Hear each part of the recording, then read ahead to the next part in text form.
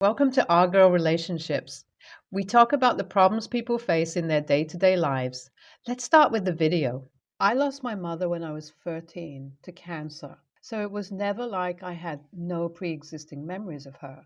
Damn, I feel like I had more memories with her during that period of my life than with my dad, who I barely ever saw because he was so busy with work. Yeah, work. You all can already see where this is going. Well, the memories kind of go blurry when my mom was diagnosed with cancer, and it was only about a month from then that she passed away. Heartbreak would be an understatement because I had lost my best friend. Well, things just went downhill from there onwards. My dad started showing his true colors, which he was hiding previously. He started bringing all his affairs, which he was previously hiding, back home. Seeing your dad bring a woman who was as young as 20 back home during the same week as her death was mentally draining, to say the least. This man really showed more love and care to his random flings than he ever did to me. Needless to say, I have raised myself ever since then. When I turned 18, my dad met Isabella. She was a young woman who had graduated from the small university he is the president of. Isabella was okay. She had no interest in speaking to me, and neither did I. So by the time she moved into our house, I had moved out, thinking by the time I came back for the holidays, she'd be gone like one of the many women my dad had had flings with. But guess what? Isabella was different. Not only was she present for the holidays of my first year of university, but the second and the third too, until one day, right after my graduation, I received a very formal wedding invite. Yeah, my own dad never bothered to tell me he was getting married. Hell, I didn't even know that they were engaged, but hey, I wouldn't mind going to watch a rich man in his late 40s getting married to a young woman in her early 20s. The wedding was obviously going to be expensive, and I just wanted to have a couple of drinks. Boy, the wedding was expensive, fun, and messy. It was great to sit there along with a friend I had dragged as a plus one to judge my dad while Isabella was obviously touchy feely with one of my dad's young groomsmen. But of course, I had zipped my mouth and was enjoying the view. So they get married, and once again, it's dead silence from the two newlywed. I think nothing of it because I'm busy with my own thing. That is when the global situation was happening as well, and so I didn't bother to even visit them. So I found it quite surprising when, right after the lockdown had started to be lifted, Isabella started visiting me at my place. I actually had a pretty decent time with her, and I thought nothing about us getting along. What I found surprising, though, was how she, out of nowhere, brought a literal child with her, claiming that it was my dad and hers and how she had given birth to him during lockdown. I was honestly dumbfounded, but after all that my dad had done, I wasn't shaken up or anything. So I started chilling out with this little dude as well, who undeniably was cute AF. So it's been a couple of months since this thing has been going on. My work completely switched, work from home, and so I didn't have a problem looking after him every once in a while, as Isabella went to run errands. So this time was no different. She dropped Alex off at my place and went to do her thing, but this time she didn't return like she said she would. I immediately realized what was happening and started calling her. No answer. It started hitting me and I panicked, trying to find my dad as well as her on social media, and bro, it was all wiped out. I was left with my jaw on the floor. These people had genuinely ghosted me. I knew I had no choice but to go to the cops, who were of no help because there was literally no information I had about these people. Even back at my dad's workplace, they informed the cops that my dad had been fired 1 month prior to everything happening because my dad had been caught having yet another affair with a student. I was shocked, but I knew I needed to be level headed and take care of Alex. Even though I knew nothing about this kid, I knew I didn't want him to end up like me, and so started taking care of him while the cops, along with the CPS, granted me temporary custody of him. at least until the parents showed up. Well, they didn't for the past 2 years until today. I received a letter in the mail with a name that I could barely recognize. I thought it might have been from my neighbors, delivered to me on accident, but after looking at the address, which matched to mine, I decided to open it and was dumbfounded to find out that it wasn't just any letter, it was a lawsuit sent to me by a person with an unknown name for having custody of their son without their consent. Huh? Was my immediate reaction. I decided to look up the name on Facebook, and guess what? That person is none other than the guy who was being touchy feely with one of my dad's groomsmen, suing me for his son that I had been taking care of. Needless to say, I will be going to lawyers soon. I know I'm not wrong here, but I still can't help but ask AITA, do I have a leg to stand on here? What should I do? I visited the lawyers today who told me that my case was pretty strong since I not only have proof documented from the cops and CPS of my multiple attempts of trying to reach out to the parents of the child, I also have a good leg to stand on for child support as well. But before that, the lawyer has sent in a request for a court mandated DNA test, which honestly, I'm fairly sure that it will come positive. Another major update would be that after years today, I saw that my dad reactivated his Facebook page. I took no hesitation and messaged him. At this point, after everything he and Isabella put me through, I have no shame and cussed him out fairly well. But surprisingly, I was shocked that he replied to me, telling me that he had indeed reactivated his account to reach out to me. He has told me that he will be returning back to my city soon. We have decided on meeting for next week. By that time, I will also receive the DNA test results and I will update you all then. A week has passed since I last updated, and I finally had that meeting with my dad, and oh boy, was that meeting one of the most insightful conversations I've had with that man after a while. He sat me down and explained that he had no idea that Isabella had left Alex at my place. He told me that he had left the city a month before Isabella did, when he was fired for having an affair with a student, which he apparently never did, and it was a plan by Isabella to ruin his life after he had found out about her plans to run away with David, the groomsman, and that Alex wasn't his biological son. So this was enough to shock me, but when I asked him why she wanted to leave Alex behind and why David was now suing for custody, he said that the only sane explanation for that would be the fact that Isabella wanted nothing to do with Alex, but David wanted to be a parent to him. So when she wasn't ready to tell him where Alex was, their relationship might have begun on a rocky note and ended eventually as David could not handle being without his son. That is when David started his search, and it was only around a month before I got the lawsuit documents that he had reached out to my dad for some leads, and after stalking around a little, they both found my Facebook where I had pictures of Alex with me.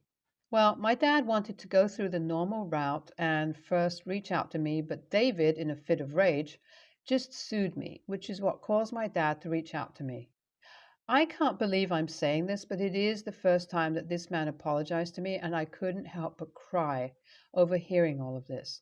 That is when my dad said he would try his best to help fix everything, but if David isn't convinced, he personally promised to help me with the case. So this is where I am currently. I know this is just as much for you all to take in as it is for me. I will update you all as much as I can soon, though. I met David along with my dad and explained everything to him. We put all the pieces together, and newsflash, the both of them realized that it was truly Isabella who was the villain in this situation. It was truly weird to see how dense David was, that I literally had to point it out to him, but honestly, the fact that he understood is all that mattered. So he decided that he wanted to do an out of court settlement with me before going after Isabella for child abandonment, who is currently residing in Europe. David was great about this situation overall. He was extremely patient and didn't hesitate to sort out any and all money that he owed me for caring for Alex. I decided to put my foot down at the point where he said he wanted to set up a custody agreement wherein he got full custody for Alex. I told him that he had to start off with visitation, otherwise, I would have absolutely no problem going through the proper route and getting full custody of Alex after him and Isabella both abandoned him for so long. I guess that put him in place, and we have now started visitation. Alex seems to be enjoying seeing his dad. As for Isabella, I have agreed upon being a piece of evidence as the lawsuit between her and David starts. I have also put Alex into therapy because I know for a fact that he will definitely need it once these changes become permanent in his life. And that is all, guys. Thanks again for your amazing advice and support. I don't think you have anything to worry about here. In fact, you should be glad that a parent reached out to you because now you can sue for all the money you've been spending on Alex. Just make sure to hire a good lawyer. Isabella seems like the mastermind behind all of this. I mean, how come a man who has been having all these affairs for years suddenly get caught? Not defending him, but there's definitely something going on, and I really hope you get the answers to them soon. There's a pretty big age gap between my sister and I, so when I was 12, I became an aunt, and my nephew was born the day before my birthday. I'm turning 21 this year, and my nephew is turning 9. Since he was born, my family just did joint birthdays, but they were clearly always directed towards my nephew and had to be kid appropriate. It sucked turning 16 and 18 and having my birthday party be a kid's party. I figured this year, as I'm turning 21, and we haven't had a birthday parties for like 2 years, that I'd get to finally have my own party. I texted my sister and parents and told them for my birthday I wanted to go to this restaurant that has amazing reviews on their food and cocktails. I don't want to get smashed. I've obviously drank before, but I wanted to dress nice and have a fancy dinner and drinks for my birthday with my family. It was a unanimous no, as it wasn't child friendly for my nephew's birthday. I tried to negotiate. I'll pay for my own food and drink, and I'll pitch in towards the bill. We can go on a different day, so my nephew also gets his own birthday. All no, no, no. Joint party or nothing. Honestly, I probably have kept some of this pent up, but I texted them that it was bullshit, that I haven't gotten to have my birthday, a me day, since my nephew was born. I never get to choose anything theme, cake, food. It's 100% my nephew's day, except I get my name in the birthday song and the gifts. I get that this sounds spoiled, and I know it is 100% a first world problem, but I think the root of it is I feel like since my nephew was born, I'm the runner up in regards to my birthday. It feels like I got put on the back burner for the shiny new baby, and I've carried that from age 12 to today. I tried to explain this to my sister, but she says I'm being selfish, and that since our birthdays are so close together, it makes more sense to have joint parties, and I need to get over my jealousy of my nephew. I'm not jealous of my nephew, it's not his fault. But I just want to have my 21st birthday be my birthday. I feel really torn between wanting to be selfish and beating myself up for being selfish. AITA? NTA, you deserve your own birthday. They are the ones being selfish and lazy. They're acting like your birthday is an inconvenience for them. Go out and celebrate with friends if your family can't be bothered. NTA, 21 is a milestone birthday. I don't really understand the problem though. Why can't they have a birthday party for him on his birthday and then celebrate your birthday the next day? Your task isn't terribly difficult. Go out to dinner. Big deal. Nephew can come. He just has to drink a Shirley Temple. They have gotten into the habit for so long that they have come to expect it. You were completely respectful when you indicated you wanted a different kind of party for you, even offering to pay for your own birthday dinner. WTF? They are the ones that are selfish for not wanting to inconvenience themselves in order to celebrate this one special birthday. Your family needs to do better. If they can't bring themselves to celebrate your birthday parties 2 days in a row, then please go out with your friends on your birthday and celebrate. I, 34 female, have three younger sisters, 22, 20, and 19. I was adopted, but the younger three are my adopted mom's bio kids that she had later. Their dad left and moved to a different state when the eldest, Carol, was 6. And as such, she was the only one that remembered him to a noticeable degree.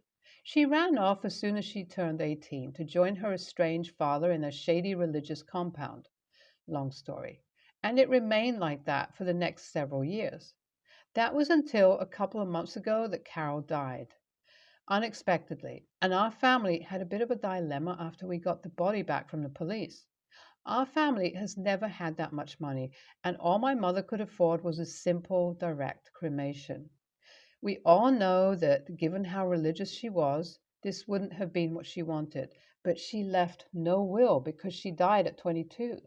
My mother called me the other day to ask if I would be willing to pay for a burial, and after some calculations, I found it would be technically possible, but I would have to be very lean for about a half a year afterwards to compensate. My mother said no problem, and we would just have her cremated. Yesterday, my middle sister, Marie, called screaming at me about how selfish I was and that since I could afford it, I should do it for the family. This is very out of character since Marie basically never expresses emotions. She said that I was being selfish and dishonoring Carol's memory by forcing our mom to dispose of her body in a way she wouldn't have wanted. I said that one, that isn't a sacrifice I'm willing to make, given Carol didn't have a will and we never had a functioning relationship, and two, she went off to another state immediately and nobody in the family had spoken to her since 2018. Marie has gotten her father's extended family involved, and they've been blowing up my phone constantly with how I am selfish and ungrateful for the sacrifices Carol made. Marie has continued to insist I am wrong and that I should pay the rest since neither her nor my younger sister, Lily, have jobs. I am quite honestly shocked by this outburst and I don't really know where it's coming from. Given how out of character this is for her, I'm wondering if I'm in the wrong. I asked Lily, who says that she's sad that Carol can't be buried, but it's ultimately my money and I can do what I want with it. Our mom is completely on my side. She never got along with Carol because of how enamored she was with her ex husband. I can't decide if I was TA or not in this situation, since I technically can afford it even if it requires insanely strict budgeting, so AITA. I have done some of the things recommended by you wonderful people. So this is what happened. I talked with my mom about how Marie found out. She said that Marie asked about our conversation, and my mom basically said the same thing that I said in this post. Marie even confirmed that story, so I've determined my mother was NTA. Marie just blew it up out of proportion. I told the dad's extended family that I would be happy to chip in some of the cost if they could also foot part of the bill. They stopped messaging me after that. I don't know if that means they are deliberating or gave up. Marie has calmed down some, and we were able to have a civil discussion in person. She apologized, and I asked how she truly felt about Carol's passing. She said that it hit her harder than expected. I recommended grief counseling, and she said she would look into it. Marie also said that she will be looking for a job now, which will hopefully be more money to take care of Lily in the future. Overall, I think it's working out. Thank you guys so much. I'll keep you all updated if anything else noteworthy happens. NTA.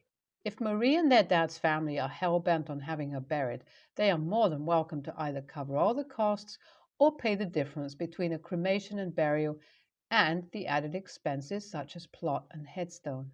NTA, NTA, NTA. You actually can't afford the funeral, but would be able to go into debt for it. You just don't want to. There's a difference. Maybe not a single person on her father's side can pay for the funeral, but collectively, perhaps they could all pitch in and come up with something.